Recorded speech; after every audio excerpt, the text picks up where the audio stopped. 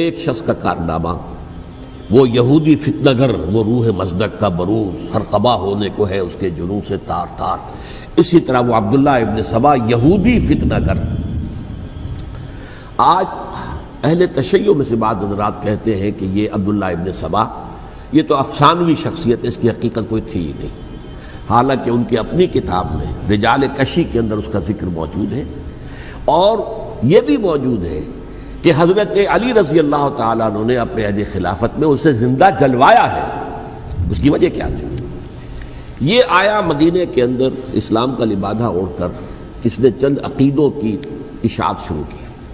سب سے پہلے حضرت علی تو خدا ہیں، گاڈ انکارنیٹ، اوتار کا تصور، جیسے ہندوؤں میں ہے رام چندر جی خدا کا اوتار، اور عیسائیت میں بھی پہلے گاڈ انکارنیٹ کا تصور تھا کہ حضرت مسیح خدا کا اوتار ہے، انکارنیشن آف گاڈ۔ تو اس نے کہا کہ حضرت علی تو خدا کا اوتار ہے، خدا ہے۔ نمبر دو، اس نے کہا کہ ہر نبی کا ایک وصی ہوتا ہے جس کے حق میں وہ وصیت کرتا ہے، تو حضور صلی اللہ علیہ وسلم کے وصی حضرت علی ہیں، لہذا خلیفہ تو اول روز سے حضرت علی ہیں، حضرت ابو بکر، حضرت عمر، حضرت عثمان یہ تو غاصب ہیں، اور حضرت عثمان کی خلافت تھی اس وقت تو خاص طور پر۔ پھر اس نے جو قبائلی عصبیت تھی اسے بھڑکایا۔ پرانی جو عصبیت چل رہی تھی قریش کے اندر، وہ دو گھرانے ایک دوسرے کے مد مقابل تھے۔ دیکھیے، ایک ہوتا ہے قبیلہ، ایک ہوتا ہے گھرانہ۔ ہمارے پنجاب میں ایک قبیلہ ہے وٹو قبیلہ، اس کے گھرانے بہت سے، مانے کے، لالے کے، سجے کے، شامت کے، یعنی کوئی لالا تھا ان میں سے بڑا، ان کے بیٹے ہو گئے لالے کے، ان کی اولاد، خاندان یہ کہلاتے ہیں۔ قبیلہ ایک، یہ وٹو قبیلہ۔ تو قبیلہ تھا قریش، اس میں گھرانے بہت تھے، بنو ہاشم، بنو امیہ، بنو تیم، بنو عدی، یہ بہت سے گھرانے تھے۔ تو چوٹی کے دو گھرانے جو تھے وہ بنو ہاشم اور بنو امیہ، ان کے درمیان چپقلش تھی، مقابلہ، مسابقت، اور یہ مسابقت فی الخیر بھی ہوتی تھی۔ اگر انہوں نے غریبوں کو کھانے کھلائے ہیں تو ہم ان سے بڑھ کر کھلائیں گے، اگر وہ حاجیوں کی خدمت کرتے ہیں تو ہم ان سے بڑھ کر کریں گے۔ تو ان کے اندر یہ مسابقت فی الخیر بھی تھی، لیکن چپقلش تھی کہ کوئی ہم سے آگے نہ نکل جائے، وہ سمجھتا تھا وہ آگے نہ نکل جائے۔ اس شخص نے اس پرانی عصبیت کو تازہ کیا کہ حضور تو بنو ہاشم میں سے تھے، لہذا خلافت حق ہے بنو ہاشم کا، یہ غاصب ہے۔ اس سے پہلے دو خلفاء جو تھے وہ نہ بنو ہاشم سے تھے نہ بنو امیہ سے تھے۔ حضرت ابو بکر بنو تیم میں سے تھے، چھوٹا قبیلہ تھا۔ حضرت عمر بنی عدی میں سے تھے، وہ بھی چھوٹا قبیلہ تھا۔ یہ حضرت عثمان پہلے خلیفہ جو بنو امیہ میں سے تھے، جن کی پرانی چپقلش بنو ہاشم سے تھی۔ اب اس کو موقع مل گیا کہ پرانی قبائلی عصبیت کو بھڑکائے۔ یہ ہے اصل میں اس فتنے کا پس منظر عبداللہ ابن سبا نے جو آ کر پھیلایا ہے، اور اس کی تفصیل میں اس وقت میں نہیں جا سکتا، کیسے یہ فتنہ پروان چڑھا، کیا انہوں نے اسٹریٹجی اختیار کی، کہ یہ کیا کرتے تھے، گروہ بنا کر بھیجتے تھے لوگوں کو۔ کوفے میں جاؤ تو وہاں پر دمشق کے گورنر کے خلاف اور مصر کے گورنر کے خلاف الزامات لگاؤ، اس نے یہ کیا، وہ غبن کر گیا، وہ یہ کر گیا، وہ خیانت کر رہا ہے، وہ رشتہ داروں کو پال رہا ہے، اور عثمان کے خلاف بھی تقریریں کرو رضی اللہ تعالی عنہ۔ دمشق میں جاؤ تو کوفے کے گورنر کے خلاف، کیونکہ دمشق کے گورنر کے خلاف بات کرو گے تو لوگوں کو معلوم ہوگا کہ یہ جھوٹ بول رہے ہیں، لیکن یہ کہ وہاں تو تم بات کرو کوفے کے گورنر کے خلاف اور مصر کے گورنر کے خلاف اور حضرت عثمان کے خلاف۔ مصر میں جاؤ تو بات کرو کوفے کے اور شام کے گورنر کے خلاف اور حضرت عثمان کے خلاف۔ یہ انہوں نے ایسا اٹھایا، اور اس زمانے میں آپ کو معلوم ہے ذرائع رسل و رسائل تھے نہیں، نہ اس فتنے کی پتہ چل سکا جب تک کہ وہ فتنہ جو ہے پوری طرح برگ و بار لا کر تراور درخت نہیں بن گیا۔ اس کے نتیجے میں حضرت عثمان رضی اللہ تعالی عنہ شہید ہوئے، اور خلیفہ پھر حضرت علی رضی اللہ تعالی عنہ کو انہی سوائیوں نے، جنہوں نے گھیراؤ کیا تھا، جنہوں نے حضرت عثمان کو شہید کیا ہے، یہی حضرت علی رضی اللہ تعالیٰ عنہ کے ارد گرد ہوئے۔ اور حضرت علی رضی اللہ تعالیٰ عنہ بھی نہیں چاہتے تھے خلافت کی بیعت لینا، لیکن آخر کیا کرتے؟ کیا وہ امت کو بغیر خلیفہ کے چھوڑ دیتے؟ حضرت زبیر سے کہا گیا، انہوں نے نہیں مانا، رد کر دی بات۔ حضرت طلحہ سے کہا گیا، انہوں نے نہیں مانا۔ حضرت علی سے کہا گیا، اب عشرہ مبشرہ میں سے یہی تو تھے نا، لہذا انہوں نے تسلیم کر لیا، خلافت ہو گئی۔ لیکن اس کے بعد جو خانہ جنگی ہوئی ہے، اس خانہ جنگی کے نتیجے میں نوٹ کر لیجئے کہ کہ 1,00,000 کے قریب مسلمان ایک دوسرے کی تلواروں اور نیزوں اور برچھیوں اور تیروں سے ختم ہو گئے، ہلاک ہو گئے۔ یہ ہماری تاریخ کا تاریک ترین باب ہے۔ 5 سال، 4.5 سال حضرت علی کی خلافت کے اور 6 مہینے حضرت حسن کی خلافت کے رضی اللہ تعالی عنہ۔ اس سے کیا ہوا کہ ایک طرف تو اسلام کی جو توسیع ہو رہی تھی، تھمتا نہ تھا کسی سے سیل رواں ہمارا، وہ سیلاب رک گیا، انٹرنل سیبوٹاج ہو گئی نا، اب تو اندر ہی آپس ہی میں اگر دست و گریبان ہو گئے تو باہر اب کیا توسیع کرتے ہیں، وہ توسیع کا عمل رک گیا۔ اور یوں سمجھیے کہ جیسے ٹرک اگر کبھی چل رہا ہو، بھرا ہوا ہو، لوڈڈ، اور وہ چڑھائی چڑھ رہا ہو، تو اگر کہیں موشن ٹوٹ جائے، ٹرک کو رکنا پڑے، تو ڈرائیور کے جان پر بن جاتی ہے، اس لیے کہ اس کو دوبارہ سٹارٹ کرنا، اور جبکہ وہ چڑھائی پر ہے، انکلائن پر ہے، آسان کام نہیں ہوتا، خطرہ ہوتا ہے وہ پیچھے جو ہے وہ نہ جائے۔ اور پہاڑی علاقوں میں آپ کو معلوم ہے ذرا پیچھے چلے جانے کا مطلب جو ہے بہت خطرناک جو ہے نتیجہ نکل سکتا ہے۔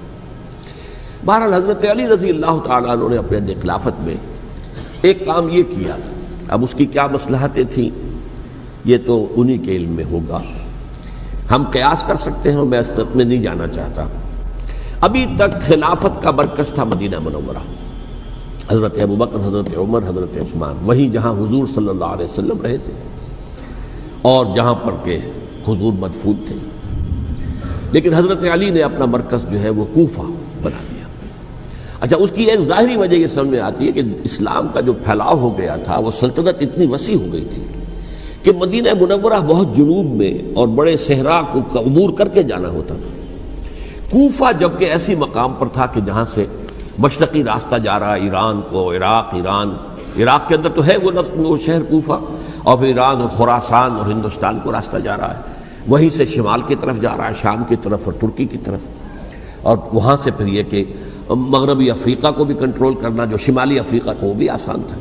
بہرحال حضرت علی نے کوفہ کو اپنا مرکز بنایا، اور نتیجہ یہ ہوا کہ سبائیوں کا بھی مرکز وہی بن گیا، چونکہ انہوں نے اپنے آپ کو گردا گرد رکھا حضرت علی کے رضی اللہ تعالیٰ عنہ۔ اب ظاہر بات ہے کسی پرٹیکولر پرسن کے خلاف تو کوئی مقدمہ موجود تھا نہیں، بلکہ جب جنگ جمل ہو رہی تھی، ابھی جنگ نہیں ہوئی تھی، حضرت عائشہ، حضرت طلحہ، حضرت زبیر وہ لے کر آئے تھے لشکر اس مطالبے کے لیے کہ حضرت عثمان کے قاتلوں کو سزا دی جائے، قصاص لیا جائے۔ حضرت علی رضی اللہ تعالیٰ عنہ سے گفت و شنید ہو رہی تھی، حضرت علی جو ہے اس پر آمادہ ہو گئے کہ ٹھیک ہے، میں جو بھی قاتلین عثمان ہیں ان کو گرفتار کر کے سزا دوں گا۔ عین اسی وقت کوفے کی مسجد کے اندر جو ہے 10,000 کا مجمع کھڑا ہو گیا، ہم سب قاتل عثمان ہیں، لو ہم سے بدلہ کہاں سے لوگے۔ اور انہوں نے کیا کیا، جاتے ہی جنگ چھیڑ دی، اور جب چھڑ جائے تو یا مرو یا مارو، اس کے علاوہ تو کوئی چارہ کار ہوتا ہی نہیں۔ ایک رات میں 10,000 مسلمان شہید ہوئے، جن میں 2 عشرہ مبشرہ میں سے حضرت زبیر اور حضرت طلحہ رضی اللہ تعالیٰ عنہ۔ تو یہ صورت تھی، سبائیوں نے گھیراؤ کیا حضرت علی کا رضی اللہ تعالیٰ۔ حضرت معاویہ دعوے دار نہیں تھے خلافت کے، قطعاً نہیں، ان کا صرف ایک دعویٰ تھا، اور وہ یہ تھا کہ عثمان کے قاتلوں کو گرفتار کرو، یا خود سزا دو یا ہمارے حوالے کرو، ہم اس سے قصاص لیں گے۔ اس لیے کہ قبیلہ بنو امیہ کا تھا، اور حضرت امیر معاویہ بنو امیہ میں سے، تو ایک خاندانی طور پر جو ہے ہم قصاص لیں گے ان سے جنہوں نے قتل کیا ہے حضرت عثمان کو۔ لیکن یہاں ظاہر بات ہے کہ حضرت علی رضی اللہ تعالیٰ عنہ کی طرف سے مطالبہ یہ ہوتا تھا، تم پہلے میری بیعت کرو، میرے ہاتھ مضبوط کرو تاکہ میں ان کے خلاف کوئی اقدام کر سکوں۔ لیکن انہیں یہ اندازہ تھا کہ اگر میں نے بیعت کی تو ظاہر بات ہے کہ حضرت علی تک پہنچنے سے پہلے مجھے گردن اڑا دیں گے یہ لوگ، اس لیے کہ سبائی جو ہے وہ آپ کو گھیرے ہوئے۔ بہرحال ایک عجیب الجھاؤ، ایک ڈائلیما تھا جس کی وجہ سے یہ جنگ چلتی رہی، اور حضرت علی رضی اللہ تعالیٰ عنہ کو انہی کے شیعان علی ہی کے اندر سے وہ جماعت علیحدہ ہوئی تھی جس کو ہم خوارج کے نام سے جانتے ہیں، اور ایک خارجی ابن ملجم ہی نے حضرت علی کو شہید کیا رضی اللہ تعالیٰ عنہ۔ پھر حضرت حسن رضی اللہ تعالیٰ عنہ، اب دیکھیے کس قدر صحیح بات تھی جو حضرت علی رضی اللہ تعالیٰ عنہ نے فرمائی جب ان سے کہا گیا کہ کیا ہم آپ کے بیٹے حسن کے ہاتھ پر بیعت کر لیں رضی اللہ تعالیٰ عنہ۔ فرمایا نہ میں تمہیں اس کا حکم دیتا ہوں نہ میں اس سے روکتا ہوں، یہ تمہارا معاملہ ہے، امرہم شورا بینہم، تم اپنے باہمی مشورے سے جو فیصلہ کرو گے ٹھیک ہے، میں نہ حکم دیتا ہوں نہ روکتا ہوں. اس کا کیا مطلب ہے؟ باپ کے بعد بیٹے کی خلافت ہرگز حرام نہیں ہے، ورنہ کہتے کیسے ہو سکتا ہے میرا بیٹا؟ نہیں، یہ نہیں کہا. حضرت عمر سے بھی کہا گیا تھا کہ اپنے بیٹے کو نامزد کر دیں، عبداللہ ابن عمر کو، تو انہوں نے جواب میں کیا کہا؟ اسے تو طلاق دینی بھی نہیں آتی.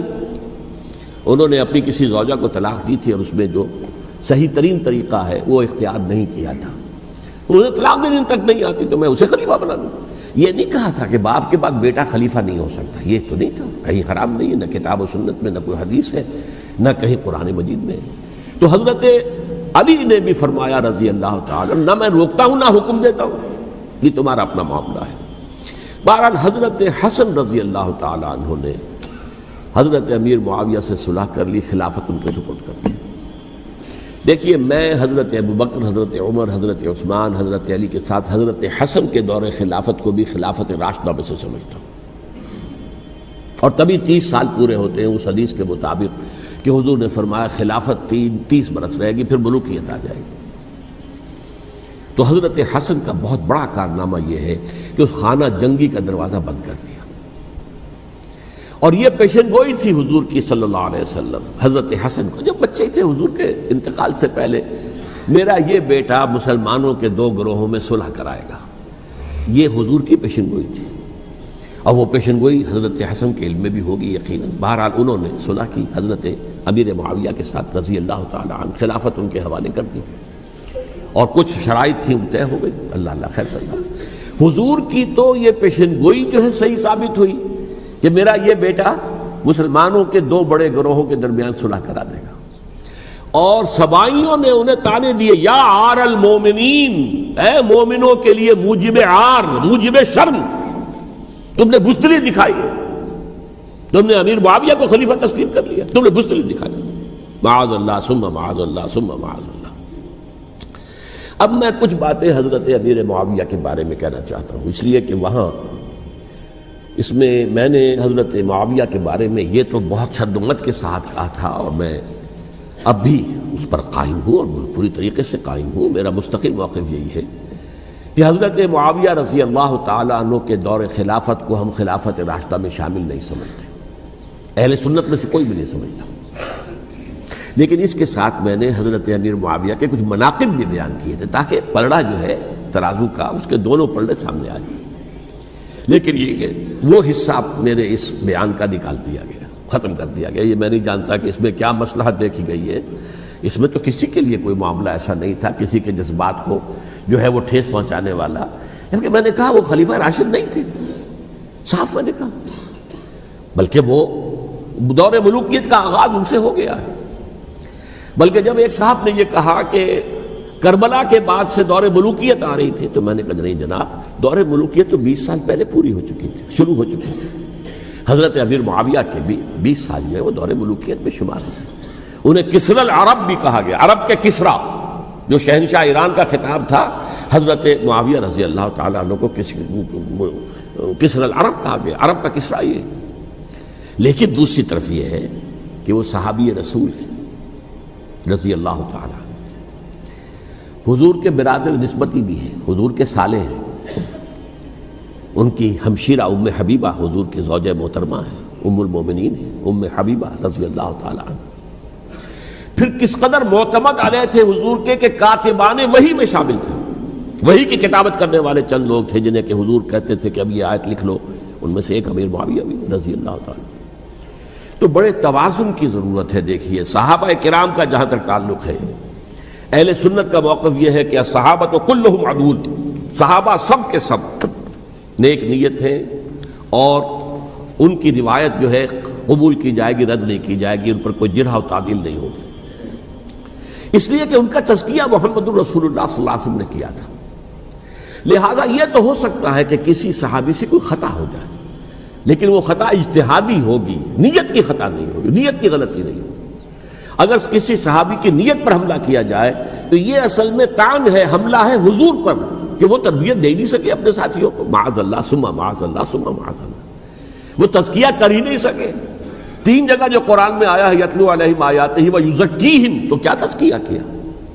اگر ان کے قریب ترین ساتھی جو تھے، اگر ان کے اندر بھی بدنیتی تھی اور دنیا کی طلب تھی، اور دنیا کے اندر اقتدار حاصل کرنے کا جذبہ تھا، تو پھر کیا کیا تزکیہ کیا؟ معاذ اللہ ثم معاذ اللہ۔ لہذا صحابہ سب کے سب عدول ہیں اور ان سے اختلاف ممکن ہے، لیکن ان کی نیت پر حملہ نہیں ہو سکتا۔ تو حضرت امیر معاویہ کی شخصیت ایک چیز ہے، آپ کا دور خلافت دوسری چیز ہے۔ شخصیت کے اعتبار سے صحابی رسول ہیں، برادر نسبتی ہیں حضور کے صلی اللہ علیہ وسلم، اور پھر یہ کہ اس قدر معتمد علیہ ہے صحابہ میں سے کہ وہ کاتبان وحی، یہ عام آدمی کے کرنے کا کام نہیں تھا جو وحی کی کتابت کرے، اللہ کے کلام کی۔ البتہ یہ ہے کہ جیسا کہ میں نے عرض کیا، ان کا دور خلافت راشدہ نہیں ہے، وہ ملوکیت کا دور ہے۔ یہ میں نے جیسا کہ عرض کیا، میں نے ایک صاحب نے جب یہ کہا کہ ملوکیت شروع ہو رہی تھی، میں نے کہا شروع نہیں ہو رہی تھی، ملوکیت تو 20 سال پہلے شروع ہو چکی تھی۔ اسی طریقے سے ایک صاحب نے کہا تھا کہ اسلام کو قائم کرنے کے لیے حضرت حسین میدان میں آئے، میں نے کہا یہ بھی غلط ہے، اسلام تو 60 سال پہلے قائم ہو چکا تھا، نبی اکرم صلی اللہ علیہ وسلم کے دست مبارک سے اسلام قائم ہو گیا، جاء الحق وزهق الباطل ان الباطل کان زهوقا، پھر 30 برس تک وہ کامل شکل کے اندر قائم رہا۔ تو اسلام جو ہے وہ در حقیقت اب قائم کرنے والی بات نہیں تھی، البتہ اس کے اندر زوال شروع ہو گیا تھا، اس زوال کے عمل کو روکنے کے لیے حضرت حسین میدان میں آئے۔ یہ ایک چیز کو صحیح تاریخی پرسپیکٹو میں رکھنا، تو جس طرح سے دین کو قائم کرنے کے لیے دیکھیں، قائم تو کیا محمد رسول اللہ صلی اللہ علیہ وسلم والذین معہ رضی اللہ تعالی عنہ، انہوں نے کیا تھا۔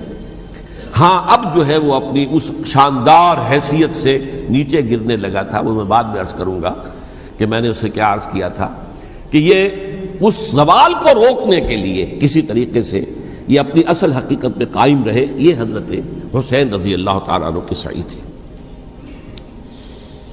اچھا، حضرت امیر معاویہ کے جو 20 سال ہیں وہ پورے امن، سکون، اطمینان، کوئی جھگڑا، کوئی فساد، کوئی اختلاف، کوئی باہمی فانت جنگی، کچھ 20 سال۔ یہ بھی تاریخ کی بڑی چشم کشا حقیقت ہے جو عام طور پر لوگوں کے علم میں نہیں ہے۔ سبائی بھی دبتے رہے، حضرت امیر معاویہ کی حکومت اتنی مضبوط تھی، کنٹرول، کہ ان کو کچھ سر اٹھانے کا موقع نہیں ملا۔ موجود تھے، دب کے رہے، جیسا کہ میں نے کہا ریولوشن کے آخری مرحلے پر آ کر جو مخالفین ہیں وہ دب جاتے ہیں کہ پھر دیکھیں گے موقع ملے گا تو پھر لیں گے ان سے حساب کتاب۔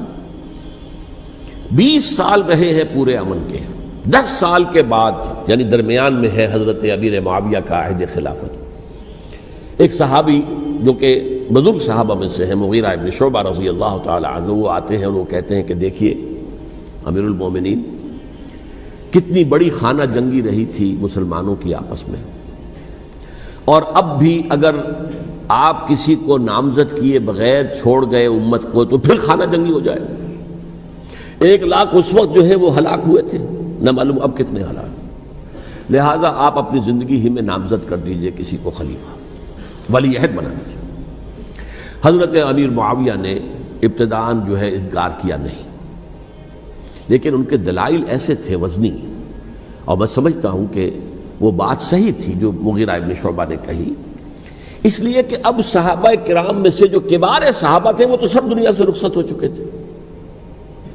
اب تو یا صغار صحابہ رہ گئے تھے جو حضور کے زمانے میں بچے تھے، حضرت حسن، حضرت حسین، عبداللہ ابن زبیر، یہ بچے تھے نا، یا تو وہ تھے، اور یا بالکل نو مسلم تھے، اور نو مسلموں میں بڑی تعداد وہ تھی جو ایرانیوں کی تھی، شامیوں کی تھی، ادھر کی تھی، ادھر کی تھی، تو ان کو تو ظاہر بات ہے کہ تربیت نبوی سے کیا خلافت راشدہ سے بھی اکثر و بیشتر کو کوئی حصہ ملا ہی نہیں۔ تو اس صورت میں اب وہ اعلیٰ ترین معیار پر حکومت کے نظام کو قائم کرنا ممکن نہیں ہے۔ کوئی قبائلی عصبیت جب تک حکومت کی پشت پر نہیں ہوگی، حکومت مستحکم نہیں ہوگی۔ یہ گویا کہ ایک جس کو کہتے ہیں کہ حقیقت بینی، واقعیت پسندی، ایک آئیڈیلزم ہے اور ایک ریئلزم ہے کہ آپ فیکٹس آن دی گراؤنڈ کو غور کریں، سوچیں اس کے اوپر اور پھر کوئی فیصلہ کریں۔ اس اعتبار سے پھر حضرت امیر معاویہ نے بات مان لی اور بیعت لے لی لوگوں سے حضرت یزید کے لیے کہ یہ خلیفہ ہوں گے میرے بعد، اس کو ولی عہدی کہتے ہیں۔ اچھا، اس وقت 5 افراد ایسے تھے کہ جنہوں نے اس سے اختلاف کیا، یہ بات بہت اہم ہے۔ میرا کتابچہ ہے سانحہ کربلا، اس کے کچھ نسخے آج یہاں ہوں گے، آپ لوگ پڑھیے اسے غور سے اور پھیلائیے تاکہ حقیقت سامنے آئے۔ 5 افراد کون تھے جو ہونے چاہیے؟ ابو بکر فوت ہو گئے، ان کے بیٹے عبد الرحمن ابن ابی بکر، عمر فوت ہو گئے، ان کے بیٹے عبداللہ ابن عمر، عباس فوت ہو گئے، ان کے بیٹے عبداللہ ابن عباس، زبیر فوت ہو گئے، ان کے بیٹے عبداللہ ابن زبیر، اور حضرت حسن جو ہے ان کا انتقال ہو چکا تھا، حضرت علی کے بیٹے حضرت حسین رضی اللہ تعالی عنہ مجمعین۔ حضرت حسن کے بارے میں ایک فریق کا کہنا یہ ہے کہ انہیں زہر دے کر ہلاک کیا گیا، اہل تشیع کا قول یہ ہے، جبکہ اہل سنت کہتے ہیں کہ نہیں، وہ اپنی جو بھی طبی موت تھی اس سے ان کی وفات۔ لیکن میں اس میں نہیں جانا چاہتا، اس لیے کہ یہ مائکرو ہسٹری جو ہے نا، وہ تو ایک ایک واقعے کے لیے ادھر کی روایات کیا، ادھر کی کیا ہیں، ان کے پاس کیا دلائل، ان کے پاس یہ تو کسی ریسرچ اسکالر کا موضوع ہے، میرا موضوع نہیں ہے۔ لیکن بہرحال یہ 5 حضرات تھے جنہوں نے ولی عہدی کی بیعت نہیں کی، لیکن حضرت معاویہ اتنے حلیم الطبع انسان تھے، انہوں نے جبر نہیں کیا، کوئی تشدد نہیں کیا۔ ٹھیک ہے، ولی عہدی کی بیعت نہیں کر رہے، کوئی بات نہیں، میری بیعت تو کی ہوئی ہے نا، ابھی تو میں زندہ ہوں، بات ختم ہو گئی، میری بیعت کو تو نہیں توڑا انہوں نے، فسخ بیعت نہیں کی۔ اس اعتبار سے انہوں نے نہ کوئی تشدد کیا، نہ جبر کیا، نہ کوئی مواخذہ کیا۔ لیکن جب امیر معاویہ کا انتقال ہو گیا، اب ولی عہدی کی بجائے وہ اب خلافت کی بیعت ہوئی، سب لوگوں نے بیعت کر لی۔ ان 5 میں سے ایک فوت ہو چکے تھے، حضرت عبد الرحمن ابن ابی بکر فوت ہو چکے رضی اللہ تعالی، 4 تھے، ان 4 میں ایک اختلاف ہوا۔ 2 کی رائے یہ تھی، عبداللہ ابن عمر، عبداللہ ابن عباس، کہ اگرچہ یہ کام غلط ہوا ہے، اسلام کی روح کے منافی ہوا ہے، یہ بادشاہت کی بنیاد پڑ رہی ہے، لیکن یہ بات ایسی نہیں ہے کہ اس کی بنا پر ہم خانہ جنگی شروع کروا دیں، امت کے اندر خون خرابہ کروائیں، فساد کروائیں، لہذا انہوں نے بیعت کر لی۔ اب کوئی اگر یہ کہے معاذ اللہ کہ وہ بک گئے تھے یزید کے ہاتھ میں، معاذ اللہ ثم معاذ اللہ، وہی بات آپ اختلاف کر سکتے ہیں کہ انہیں نہیں کرنی چاہیے تھی، یہ کوئی رائے رکھے، مجھے اختلاف نہیں، لیکن ان کی نیت پر حملہ کریں گے تو حملہ محمد رسول اللہ پر ہوگا صلی اللہ علیہ وسلم۔ عبداللہ ابن عمر کون ہیں؟ کتنی حدیثیں ان سے جو ہے وہ منقول ہیں۔ عبداللہ ابن عباس کون ہیں؟ جنہیں حضور نے جو ہے جن کے لیے دعا کی تھی، اے اللہ فقہہ فی الدین وعلمہ التاویل، اے اللہ اس نوجوان کو دین کا فہم عطا کر اور قرآن کی تعویل اور تفسیر کا علم عطا کر، حبر الامہ کہلاتے ہیں۔ وہ کہیں پیسوں اور ٹکوں کے عوض بک جانے والے نہیں تھے، انہوں نے امت کی مصلحت دیکھی، نیت جو ہے اس پر حملہ نہ کیجئے، البتہ اختلاف کا حق آپ کو حاصل ہے۔ 2 حضرات جو ہے ڈٹے رہے کہ نہیں، ہمیں کم وٹ میں ریزسٹ کرنا ہے۔ عبداللہ ابن زبیر عمر کے اعتبار سے وہ بڑے ہیں، مسلمانوں میں سب سے پہلے ولادت مدینے میں جا کر جو ہوئی ہے وہ عبداللہ ابن زبیر کی ہوئی ہے۔ ہجرت کر کے جب مہاجرین وہاں پہنچے، کچھ عرصے تک کسی کے ہاں کوئی اولاد نہیں ہوئی، تو لوگوں نے تانے دینے شروع کر دیے کہ معلوم ہوتا ہے کہ یہاں آ کر یہ مکے کے رہنے والے جو ہے کمزور ہو گئے ہیں، ان کی اولاد ہی نہیں ہو رہی۔ پھر عبداللہ ابن زبیر کی ولادت ہوئی ہے، یہ حضرت ابو بکر کے نواسے ہیں، حضور کی زوجہ محترمہ حضرت عائشہ کی بہن، حضرت دیکھیے ابھی نام نکل گیا ہے جی، حضرت اسماء رضی اللہ تعالی عنہا عنہما، یہ ان کے صاحبزادے ہیں، حضرت زبیر کے بیٹے۔ ان کا فیصلہ ہوا کہ ہمیں رجسٹ کرنا ہے کم وٹ میں، ایٹ اینی کاسٹ۔ حضرت حسین ابن علی رضی اللہ تعالی عنہما کا بھی فیصلہ ہوا کہ ہمیں رجسٹ کرنا ہے کم وٹ میں۔ البتہ ان میں بھی ایک اختلاف ہو گیا، یعنی یہ 2 تو جڑے رہے، ان 2 میں اختلاف ہو گیا۔ عبداللہ ابن زبیر کا کہنا یہ تھا کہ ہمیں حجاز میں رہنا چاہیے، یہ سرزمین ہے جس میں نبوت کی برکات سب سے زیادہ ہیں، یہاں ہم مضبوط قلعے کے اندر ہیں، ہمیں یہاں سے جو ہے رجسٹ کرنا چاہیے اور ختم کرنا چاہیے اس نظام کے اندر جو خرابی آ گئی ہے اس کو۔ حضرت حسین رضی اللہ تعالیٰ عنہ کے پاس خطوط کا تانتا بنا ہوا تھا، کوفے سے لوگ خط لکھ رہے تھے، آئیے آئیے آئیے، ہم آپ کے ہاتھ پر بیعت کریں گے، ہم آپ کے ہاتھ پر بیعت کریں گے، ہم آپ کے ہاتھ پر بیعت کریں گے۔ یہی وہ کوفہ جو حضرت علی کا دارالخلافہ رہا تھا اور جو پھر سبائیت کا گڑھ بن گیا تھا۔ چنانچہ حضرت حسین نے حضرت مسلم بن عقیل کو بھیجا وہاں پر کہ میرے نمائندے کی حیثیت سے جا کر وہاں پر بیعت لو۔ 10-12 ہزار افراد نے بیعت کر لی، لیکن اس کے بعد یزید کی طرف سے گورنر بنا کے بھیجا گیا ابن زیاد کو۔ ابن زیاد نے آ کر جو تشدد کیا اور سختی کی تو سب کے سب بیعت توڑ کر اور سب منحرف ہو گئے. مخلصین تو وہ تھے نہیں. الکوفی لایوفی، کوفی جو ہے وہ تو کوئی وعدہ وفا کرنے والا ہوتا ہی نہیں، بیعت توڑ دی. فمن نقص فانما ينقص على نفسه، بیعت کے بعد بیعت توڑ دینا بہت بڑا گناہ ہے، توڑ دی. ادھر اطلاع مل گئی حضرت حسین کو، چل چکے تھے وہ، راستے میں تھے کہ وہاں تو مسلم بن عقیل شہید ہو گئے اور سب لوگوں نے بیعت توڑ دی. اب واپس جانا چاہتے تھے لیکن مسلم بن عقیل کے بیٹے جو ہے اڑ گئے. یہ عرب کی اپنی ایک جو ہے پرانی ان کی حمیت اور ان کا قبائلی نظام کہ اب ہم اپنے والد کے خون کا قصاص لیے بغیر نہیں جائیں گے. حضرت حسین رضی اللہ تعالیٰ عنہ کی مروت اور شرافت کہ یہ میرا ساتھ دینے کے لیے آئے تھے، اب میں ان کا ساتھ نہ دوں تو یہ تو شرافت اور مروت کے خلاف ہے. کہا اچھا چلو چلتے. وہاں جا کر بھی عین اپنے میدان کے اندر بھی حضرت حسین رضی اللہ تعالیٰ عنہ نے 3 چیزیں پیش کی ان کوفیوں کے لشکر کے خلاف. سب سے بڑا لشکر کے اندر سب سے بڑے تو کوفی تھے جنہوں نے بیعتیں کی ہوئی تھی حضرت حسین کے ساتھ. دیکھو مجھے جانے دو واپس حجاز کی طرف،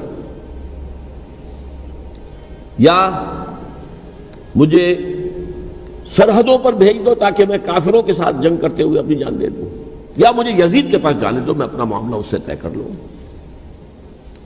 لیکن کوفیوں کو یہ گوارا نہیں تھا. اگر یہ یزید کے پاس پہنچ گئے تو ہمارا کچا چٹھا بیان کر دیں گے کہ مجھے تو ان لوگوں نے برگلا کر بلایا تھا. اس لیے کہ دیکھیے حضرت امیر معاویہ کے 20 سالوں کے دوران میں بتا چکا ہوں ان کی حکومت اتنی مستحکم تھی کہ اس کے خلاف کوئی فتنہ اٹھانا ممکن نہیں تھا. اب چونکہ ایک چینج اوور ہوا تھا، اور چینج اوور میں آپ کو معلوم ہوتا ہے کہ ایک جس کو کہتے ہیں every thing is in the melting پاٹ، ابھی تو یہ درمیان کے اندر معاملہ ہے، تو انہیں موقع ملا، سر اٹھایا حضرت حسین رضی اللہ تعالیٰ عنہ کو. جو خطوط لکھے جس کے کہ تھیلے کے تھیلے اور بوریوں کی بوریاں بھری ہوئی حضرت حسین کے ساتھ تھی، وہ کہا کہ آئیے ہم آپ سے بیعت کریں گے. انہوں نے نہیں مانا. اور اصل میں حضرت حسین کے قاتل وہ کوفی ہیں، وہ بزدل، وہ منافق جنہوں نے بیعت کر کے بیعت توڑی. اور اب وہ آ گئے کہ اگر یہ حسین رضی اللہ تعالیٰ عنہ بچ کر کہیں یزید کے پاس پہنچ گئے تو پھر ہمارا کچا چٹھا جو ہے وہ سامنے آ جائے گا اور ہماری پھر شامت آ جائے گی. لہذا انہوں نے قتل کیا حضرت حسین کو رضی اللہ تعالیٰ.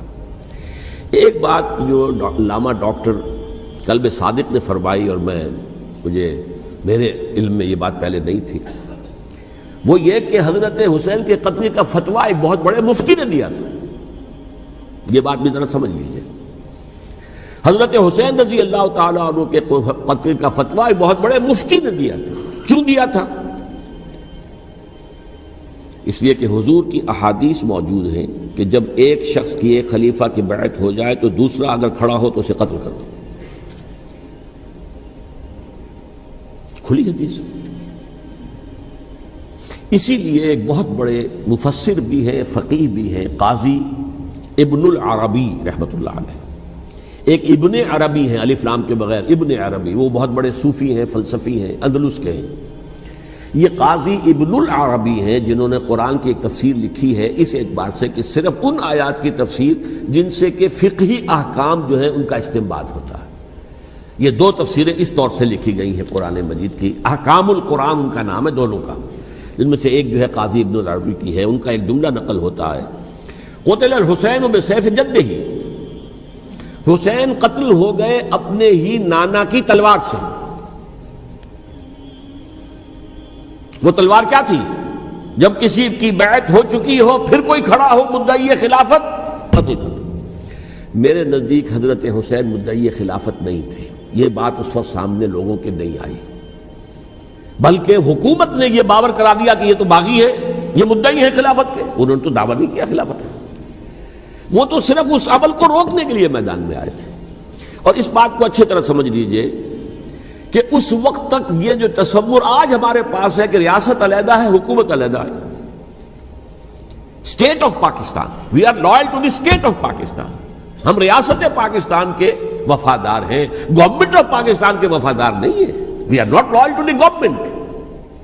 گورنمنٹ تو کبھی بے نظیر کی تھی، ہم اس کے خلاف تحریک چلا رہے تھے، یا کبھی کسی اور کی تھی اس کے خلاف تحریک چل رہی ہے، یا کبھی ضیاء الحق کی تھی اس کے خلاف تحریک چل رہی ہے۔ گورنمنٹ کو بدلنا تو عوام کا حق ہے، آج، اس وقت نہیں تھا۔ اس وقت ریاست اور حکومت کا کوئی فرق نہیں تھا، لہذا جو حکومت سے اختلاف کرے گویا کہ باغی ہے۔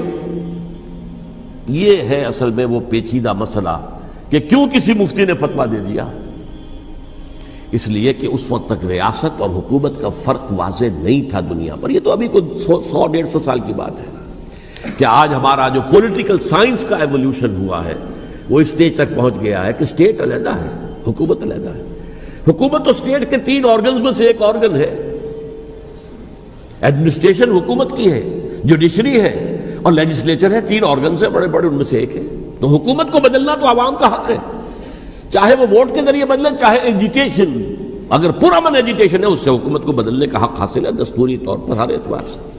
اس وقت یہ نہیں تھا، لہذا صورتحال یہ بن گئی کہ حکومت وقت نے باور کرا دیا مسلمانوں کو، ورنہ سوچئے نواسۂ رسول کو قتل کرنا کوئی آسان کام تھا؟ آخر سب کلمہ گو تھے کہ نہیں تھے؟ کلمہ گو تو تھے نا، اور حضور سے عقیدت اور محبت میں کمی، لیکن یہ کہ فتویٰ، اگر ایک بہت بڑے مفتی کا، جو کہ حضرت علامہ ڈاکٹر قلب ثاقب صادق صاحب نے فرمایا، مجھے اس مفتی کا نام بھی معلوم نہیں، کہ ایک مفتی ہی کا فتویٰ تھا وہ، جس کے بنا پر اب ان لوگوں نے حضرت حسین کو قتل کیا، اور یہی وجہ ہے کہ انہوں نے پھر خیموں کو بھی آگ لگا دی۔ وائی، حالانکہ دیکھیے اگر دشمنی کا انتقام ہوتا تو حضرت علی بن حسین جو بیمار تھے، جو بعد میں زین العابدین رحمت اللہ علیہ کے نام سے پھر یہ اہل تشیع کے چوتھے امام معصوم ہیں، حضرت علی، حضرت حسن، حضرت حسین، اور پھر حضرت علی بن حسین زین العابدین رحمت اللہ علیہ، کیا ان کو بھی قتل کر دیتے؟ حضرت حسین کی نسل ختم ہو جاتی، لیکن نہیں کیا۔ آگ کیوں لگائی؟ آگ اس لیے لگائی کہ وہ جو ڈاکومنٹری پروف ہے ہماری غداری کا یزید کے خلاف حضرت حسین کو جو ہم نے دعوت دی، وہ جو ڈاکومنٹری پروف خطوط کی شکل میں موجود ہے وہ ختم ہو جائے، ڈسٹرائے ہو جائے۔ اس کے لیے انہوں نے خیموں میں آگ لگائی۔ بہرحال یہ ہے تاریخی پس منظر، یہ اسی سبائی فتنے کا تسلسل ہے جس نے سب سے پہلے حضرت عثمان کی جان لی رضی اللہ تعالیٰ عنہ۔ 5 سال تک مسلمانوں میں خانہ جنگی رکھی، حضرت علی کو پھر شہید کیا، اور اس کے بعد جو ہے 20 سال حضرت امیر معاویہ کے تو سر نہیں اٹھا سکے، لیکن پھر جب ایک چینج اوور ہو رہا تھا تو اس وقت انہوں نے موقع غنیمت سمجھا کہ اب کھڑے ہو جاؤ اور اب دوبارہ ایک فتنہ جو ہے اس کو امت کے اندر پیدا کر دو۔ اچھا، اس معاملے میں ایک بات جو میں نے وہاں کہی کہ ہمارے ہاں شاعرانہ جو مبالغہ آمیزی ہے، یہ میری گفتگو کا حصہ انہوں نے حذف کر دیا ہے، اور میں نے ایک سنی شاعر، بہت بڑے عالم، جن کے حوالے سے آج بھی میری تقریر ہوگی خالق جناح ہال میں، مولانا محمد علی جوہر کے ایک شعر کے حوالے سے کہا کہ قتل حسین اصل میں مرگ یزید ہے، اسلام زندہ ہوتا ہے ہر کربلا کے بعد۔ میں نے کہا بالکل محمل شعر ہے، اسلام مرا ہی نہیں تھا، زندہ ہونے کا کیا سوال؟ اور اگر کسی درجے میں مزمحل یا زخمی ہوا تھا تو وہ تو رہا، کربلا کے بعد بھی رہا، یزید کی حکومت بھی رہی، بنو امیہ کی حکومت بھی چلی، کوئی تبدیلی تو نہیں آئی۔ یہ کیا کہہ رہے ہیں؟ اسلام زندہ ہوتا ہے کربلا کے بعد؟ میں نے کہا اسلام مرا نہیں تھا۔ جیسے میں نے یہ کہا کہ ملوکیت جو ہے وہ اب شروع نہیں ہوئی، ملوکیت تو 20 برس پہلے شروع ہو چکی تھی حضرت امیر معاویہ کے، لیکن ظاہر بات ہے کہ حضرت حسن نے، حضرت حسین نے اس کو قبول کیا، اور حضرت حسین نے تو پھر 10 سال تک ولی عہدی جو تھی چاہے بیعت نہیں کی، لیکن اس کے خلاف میدان میں آ کر چیلنج تو نہیں کیا۔ اس اعتبار سے یہ معاملہ جو ہے اسلام زندہ ہوتا ہے کربلا کے بعد، یہ بے تکی بات ہے۔ ہاں، حضرت شاہ اسماعیل شہید رحمۃ اللہ علیہ کی اگر میں تشبیہ کو، تمثیل کو سامنے رکھوں تو اسلام کی عمارت 6 منزلہ ہے، 6ٹھی منزل ٹاپ کی وہ گر گئی، 5 منزلیں انٹیکٹ تھیں، اسلام مرا نہیں تھا۔ عدالت میں شریعت کے مطابق فیصلے ہو رہے تھے، قاضی تھے، مفتی تھے، شریعت نافذ تھی، اسلام کہاں مرا تھا؟ جبکہ خود کہہ رہے ہیں علامہ قلب صادق کے ایک مفتی کے فتوے سے ہی حضرت حسین کو قتل کیا گیا۔ اب وہ مفتی کی رائے، اس کی بدنیتی ہو، جو بھی ہو وہ جانے، اللہ جانے، لیکن عام مسلمان کیا کرے؟ اس پہلو سے اسلام مرا نہیں تھا. ہاں ایک منزل گر گئی تھی، وہ گری رہی، 1000 برس تک گری رہی، یہاں تک کہ آ کر مغربی امپیریلزم نے اس کے گرایا، ملوکیت کا معاملہ ختم کیا اور وہ جبرین ملوکیت دوسری آ گئی. ورنہ وہی بادشاہی چلی ہے. بلکہ دور بنو امیہ میں وہ بادشاہی پوری طرح اس نے بالوں پر نہیں نکالے تھے، اصل باروں پل تو اس نے نکالے ہیں دور بنو عباس میں آ کر. اور پھر سلاطین جو ہے ترک، جو ترک خلفاء ہے، ان کا بھی بادشاہت تھی اور کیا تھا، وہ خلافت تو نہیں تھی. تو یہ تو اسلام میں جو بھی نقص واقع ہو گیا تھا، کبھی واقع ہو گئی تھی، وہ جو کی تو برقرار رہی. اس کو بھی تسلیم کیا. میں اللہ کا شکر ادا کر کے کہتا ہوں کہ دونوں حضرات، دونوں شیعہ دانشور اور بڑی اعلیٰ سطح کے جو شیعہ عالم تھے، انہوں نے اس بات کو تسلیم کیا اور میری اس بات کو چیلنج نہیں کیا.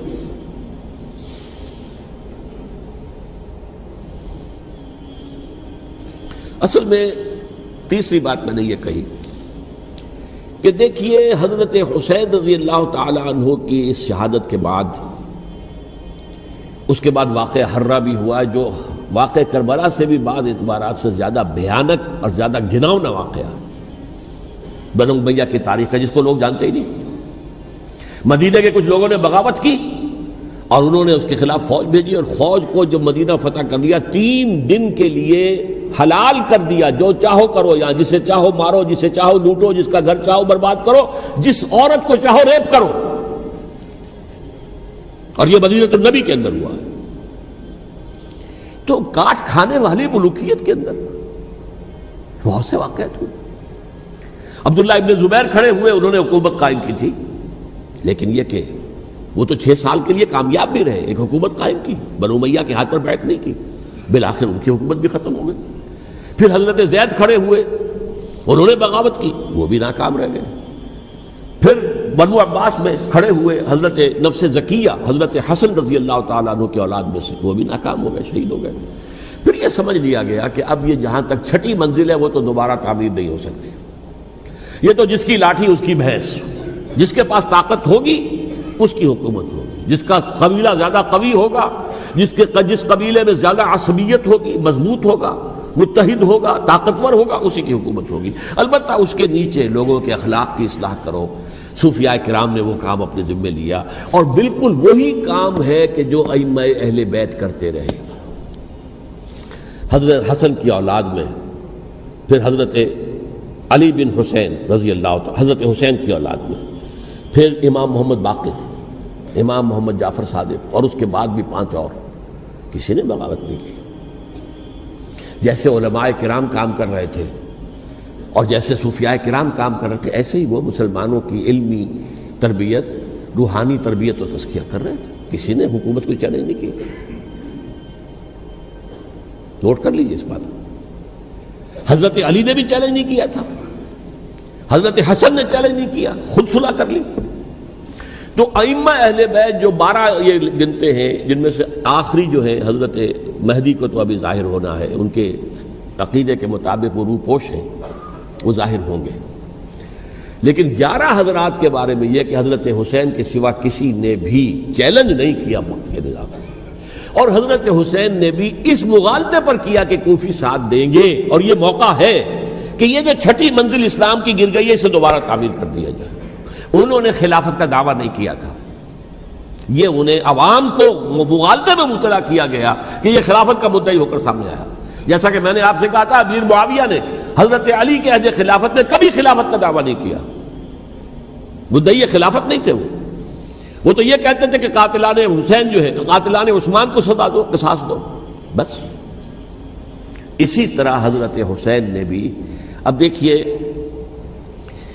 اس ضمن میں اس میں کوئی شک نہیں ہے، حضرت حسین رضی اللہ تعالی عنہ کی جو شہادت ہوئی ہے، ان کے ساتھیوں کی، اعزاء و اقارب کی،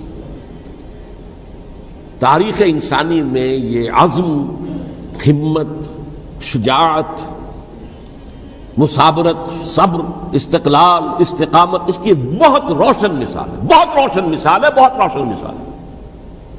لیکن اس سے تاریخ کی رفتار پر کوئی اثر نہیں پڑا.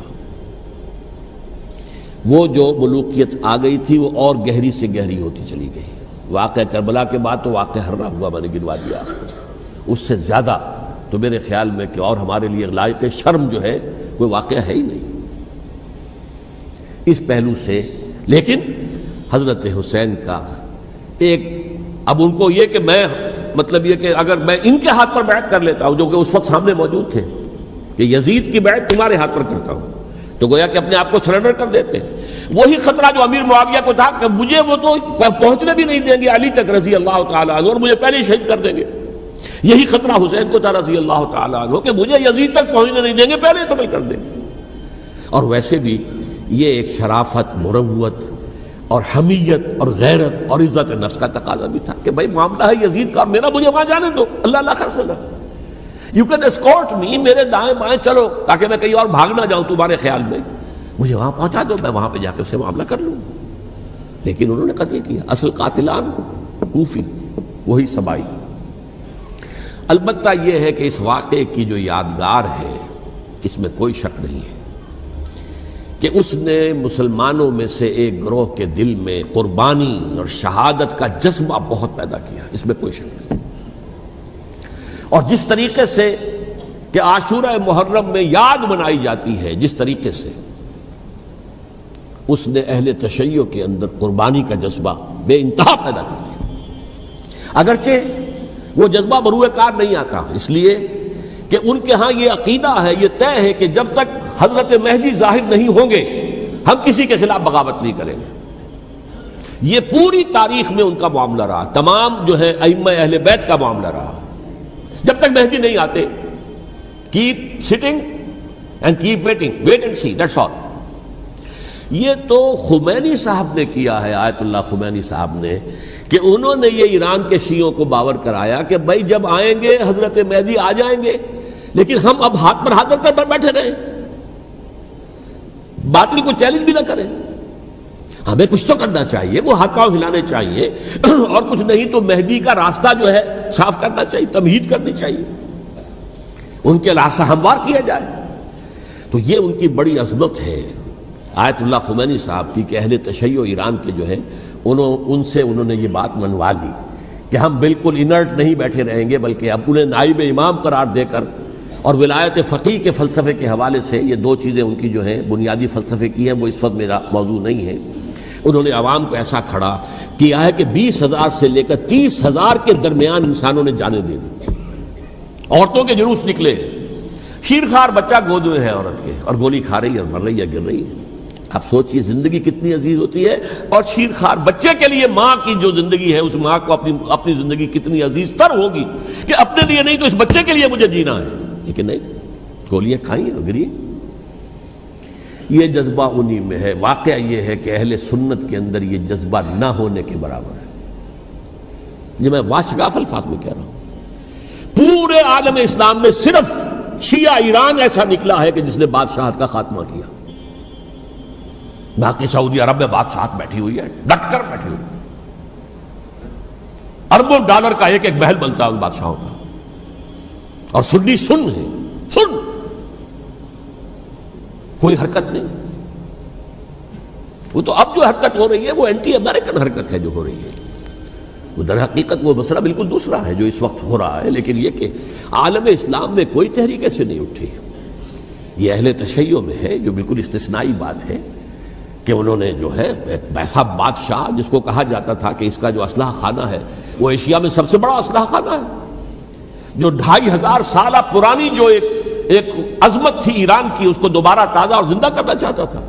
2500 سالہ برسی اس نے منائی تھی، اس کے لیے ایک شہر آباد کیا تھا کہ خسرو یا سائرس یا ذوالقرنین قرآن مجید کی اصطلاح میں اس کی یادگار بنائی تھی، اور وہ سوچ رہا تھا کہ وہی عظمت دوبارہ ایران کی ہوگی جو کہ خسرو کے زمانے میں تھی، جس کا قرآن مجید میں سورہ کہف کے اندر ذکر ہے، مشرقی فتوحات، مغربی فتوحات، شمالی فتوحات۔ تو وہ بادشاہ ہے، اس کو بھاگنا پڑا وہاں قربانی کی وجہ سے۔ تو یہ جو ہے واقعہ کربلا نے، اس میں کوئی شک نہیں ہے کہ ایک ایسی مشعل روشن کی ہے جس کو کہ ہر شخص کو دیکھنا چاہیے۔ یہ بھی انسان، جیسے کہ اقبال نے ایک شعر کہا تھا غالب کے لیے، فکر انسان پر تیری ہستی سے یہ روشن ہوا ہے، پرے مرغ تخیل کی رسائی تاک ہو جا، تو فکر انسان پر حضرت حسین کی قربانی سے یہ واضح ہوا ہے کہ انسان کس حد تک جا سکتا ہے قربانی دینے کے لیے اپنے کسی مقصد کے لیے۔ مقصد ان کا جو تھا، میں نے اسی لیے آیت پڑھی تھی، معاذ اللہ ثم معاذ اللہ۔ میں ایک آخری بات جو کہہ رہا ہوں وہ نوٹ کر لیجئے، ایک خاص انتہائی نقطۂ نظر کے عام کیے جانے کی وجہ سے سنیوں میں بھی ایک انتہائی رد عمل پیدا ہوا ہے، ایکسٹریم رائٹسٹ سنیز۔ اگر ایک طرف سے حملہ کیا گیا ہے حضرت عثمان کی نیت پر، ان کو خیانت کا الزام لگایا گیا، ان پر اقربا پروری کا الزام لگایا گیا، حضرت ابو موسیٰ شریف پر خیانت اور غداری کا الزام لگایا گیا، یہ ساری چیزیں اگر صحابہ کرام کے اوپر ہوئی ہیں، امیر معاویہ پر، امیر اور عمرو بن العاص پر، تو جواب میں کچھ لوگ کھڑے ہو گئے، حضرت علی وہ اقتدار کے طالب تھے، معاذ اللہ ثم معاذ اللہ ثم معاذ اللہ۔ یہ اہل سنت کا موقف نہیں ہے۔ حضرت حسین اقتدار کے طالب تھے، ہرگز نہیں، ہرگز نہیں، ہرگز نہیں۔ وہی اصول جو میں نے بتایا تھا سب کے لیے لاگو رہے گا، وہ امیر معاویہ کے لیے ہے تو حضرت علی کے لیے بھی، حضرت حسین کے لیے بھی ہے۔ یہ نیک نیت ہے، آپ ان کی کسی رائے سے اختلاف کر سکتے ہیں لیکن ان کی نیت پر حملہ نہیں کریں گے۔ نیت پر حملہ کریں گے آپ کا ایمان بالرسالت جو ہے وہ مجروح ہو جاتا ہے۔ یہ رسول کے ساتھ بھی ہے، رسول نے ان کا تزکیہ کیا، یتلو علیہم آیاتہ ویزکیہم، اس کا سارا عمل محمد کا کیا ہوا ہے صلی اللہ علیہ وسلم۔ تو صحابی کے معاملے میں یہ ہمارے ہاں ان کو اہل سنت جو ہیں، جو معتدل مزاج کے، اکثریت ان کی، یہ تو چند لوگ ہیں، ذرا قلم چلا لیتے ہیں تو ان کی بہت سی کچھ چھوٹی چھوٹی کتابیں بھی شائع ہو گئی ہیں بہت، لیکن انہیں اہل سنت نے قرار دیا ناسبی یا خارجی۔ جیسے خوارج نے کہا تھا حضرت علی بھی کافر ہیں اور حضرت ابی معاویہ بھی کافر ہیں، حضرت عمرو بن العاص بھی کافر ہیں، معاذ اللہ ثم معاذ اللہ۔ ایسے ہی کچھ لوگ حضرت حسین پر بھی الزام لگاتے ہیں کہ اقتدار کی ہوس اور طلب کے اندر انہوں نے یہ سارا سفر کیا تھا، اور بس یہ ہے کہ وہ جو بازی تھی وہ ہار گئے، اللہ اللہ خیر اللہ، اس سے آگے کیا ہے معاملہ؟ نہیں، معاذ اللہ ثم معاذ اللہ۔ اسی لیے میں نے آیت آج جو پڑھی تھی ایک اور جو بہت بظاہر آپ کو معلوم ہوئی ہوگی، غیر متعلق ہے میرے آج کے عنوان سے، تلک الدار الآخرۃ نجعلھا للذین لا یریدون علوا فی الارض ولا فسادا۔ یہ سورہ قصص کے آخری آیات میں سے، دیکھو یہ آخرت کا گھر جو ہے وہ ہم خاص کر دیں گے ان لوگوں کے لیے جو اس زمین میں اپنے اقتدار کے طالب نہیں ہوتے۔ زمین میں اقتدار کے طالب ہوگے فساد ہو جائے گا، تم بھی طالب میں بھی طالب، جھگڑا ہوگا، لڑائی ہوگی، دنگا ہوگا، فساد ہوگا۔ تلک الدار الآخرۃ نجعلھا للذین لا یریدون علوا فی الارض ولا فسادا۔ جو لوگ زمین میں اپنے اقتدار کے طالب اور اس کے نتیجے میں فساد پیدا کرنے والے نہیں ہیں، ان کے لیے ہم نے آخرت کا گھر خاص کیا ہے۔ والعاقبۃ للمتقین، اور عاقبت جو ہے، انجام کار، آخرت جو ہے وہ تو متقیوں کے لیے ہے۔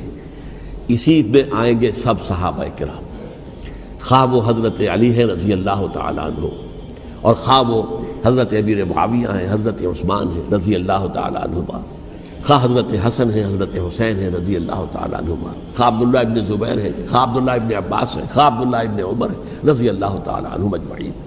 اس اصول کو سامنے رکھ کر اختلاف آپ کر سکتے ہیں کسی سے بھی، لیکن کسی کی نیت پر حملہ کریں گے تو اصل میں آپ کا ایمان بالرسالت مجروح ہو جائے گا۔ علی کو نبی اکرم صلی اللہ علیہ وسلم نے اپنا نائب بنا کر چھوڑا تھا جب غزوہ تبوک میں جا رہے تھے مدینے میں۔ حضرت علی نے کہا بھی کہ مجھے آپ عورتوں کے ساتھ بٹھا کے جا رہے ہیں۔ فرمایا تمہارا مقام میرے ساتھ وہی ہے جو موسیٰ کے ساتھ ہارون کا تھا۔ ہارون کو چھوڑ کر گئے تھے نا یہودیوں کے پاس جب گئے تھے تورات لینے کے لیے، تو تمہارا وہی مقام ہے میرے ساتھ۔ تو یہ حضرت علی ہے رضی اللہ، ان کے بارے میں ان کی کیا عظمت میری نگاہ میں۔ تو یہ 3 کتابچے ہیں، مجھے نہیں معلوم تیسرا یہاں ہے یا نہیں ہے، بہرحال آپ لوگوں کو ریکمینڈ کر رہا ہوں کہ ان کا مطالعہ کریں۔ اب یہ کہ آخری بات یہ ہے کہ اصل ہمارے کرنے کا کام کیا ہے۔ دیکھیے کیوں نہیں کیا کسی نے بھی خروج کا معاملہ، وہ میں واضح کر چکا ہوں، بغاوت نہیں کی۔ کیوں؟ ایک تو ریاست اور حکومت میں فرق نہیں تھا، ذرا کھڑا ہو اور وہ باغی قرار پائیں گے، واجب القتل ہو جائیں گے، فتوے کی زد میں آ جائیں گے، یہ معاملہ تھا۔ اور دوسرے یہ کہ عمارت پوری گری نہیں تھی، ایک منزل گری تھی نا۔ آج ہم کہاں کھڑے ہیں؟ پوری عمارت گری ہوئی ہے، نہ شرعی عدالتیں ہیں، نہ شرعی فیصلے ہیں، نہ احکام الہی نافذ ہے، نہ حدود اور قصاص کے معاملات، کچھ بھی نہیں۔ ہمارا فرض کیا ہے؟ حضرت حسین کی مدح کرتے رہیے، تعریف کرتے رہیے، صحابہ کرام کی مدح کرتے رہیے، مدح صحابہ، اس کے لیے مجلسیں قائم ہو رہی۔ بھائی کر کیا رہے ہو؟ تھے تو آبا وہ تمہارے ہی، مگر تم کیا ہو؟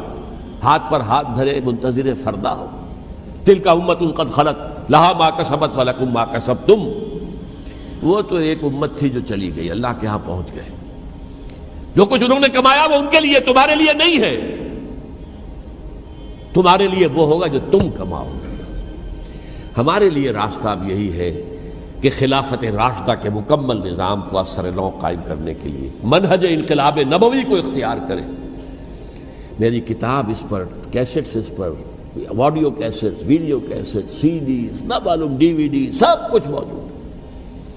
سیرت النبی پر تو میں عرض کر چکا ہوں، فلسفہ سیرت النبی سمجھنا ہے تو میری کتاب پڑھیے، ورنہ سیرت النبی آپ پڑھ لیں گے، واقعات معلوم ہو جائیں گے، فلسفہ سیرت سامنے نہیں آئے گا۔ اس کا آپ مطالعہ کریں گے میری کتاب سے۔ اور دوسرے یہ کہ یہ خلافت قائم کرنے کے لیے جو جد و جہد ہم کر رہے ہیں، تحریک خلافت پاکستان جس کا میں داعی ہوں ادنا سا، وہ تنظیم نہیں ہے، میں اس کا امیر نہیں، وہ ایک تحریک ہے۔ جیسے تحریک پاکستان کہلاتی تھی جس کی تنظیم تھی مسلم لیگ، پارٹی کا نام مسلم لیگ تھا، لیکن تحریک پاکستان۔ اس طرح تحریک خلافت پاکستان وہ ہم نے چلائی ہے تنظیم اسلامی کے تحت۔ یہ خلافت جب پہلی چلی تھی آج سے 84 سال قبل، نومبر 1921 میں خالد دینہ ہال میں وہ مقدمہ چلا تھا، جس کے نتیجے میں بڑے بڑے جو لیڈر تھے ہمارے، مولانا محمد علی جوہر اور مولانا حسین المدنی اور مولانا ابوالکلام آزاد، ان سب کو 2 سال کی قید کی سزا سنائی گئی تھی، بغاوت، مقدمہ بغاوت، یہ خالد دینہ ہال تھے۔ اسی میں سن 91 یا 92 میں نے 3 دن تقریریں کی تھیں، جن میں آج سے پھر میں 3 تقریریں کرنے والا ہوں، ایک آج شام کو، ایک کل شام کو رات 9 بجے، آج بھی کل بھی، ایک پرسوں اتوار کی صبح کو 10 بجے ہے کیا 11 بجے۔ تو ان میں آپ حضرات شرکت فرمائیں، تاکہ اصل جو ہمارے کرنے کا کام ہے، تاریخ کو بھی سمجھنا چاہیے، تاریخ کے عوامل کیا ہیں، کیا پس پردہ عوامل کار فرما تھے، کیا کسی شے کی اصل حقیقت ہے، وہ سمجھنا چاہیے۔ لیکن یہ ہے کہ اس اعتبار سے میں نے جب یہ لفظ استعمال کیا تھا اس مذاکرے میں، لپ سروس، کہ یہ ہم صرف لپ سروس کرتے رہے، مدح کے بیان کرتے رہے، منقبت بیان کرتے رہے، حضور کی نعتیں کہتے رہے، اس سے تو بات نہیں بنے گی جب تک کہ وہ فرض منصبی شہادت علی الناس کا جو ہمارے ذمے ہے بحیثیت امت محمد صلی اللہ علیہ وسلم، اس کو ادا نہ کریں۔ مجھے خوشی ہے کہ اس کی بھی تائید دونوں حضرات نے کی، ہاں یہ لپ سروس کا معاملہ ہے۔ اللہ تعالی حضرت حسین کے نقش قدم پر چلتے ہوئے، بلکہ اصل میں تو ہمارے لیے اسوہ رسول ہے محمد صلی اللہ علیہ وسلم کا، اس پر چلتے ہوئے ہم پاکستان میں اسلامی کا نظام خلافت قائم کرنے کی جد و جہد کریں۔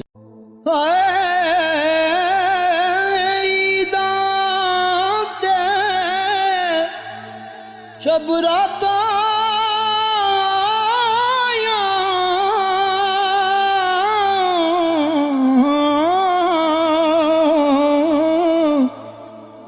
سب لوگ گران آئیے،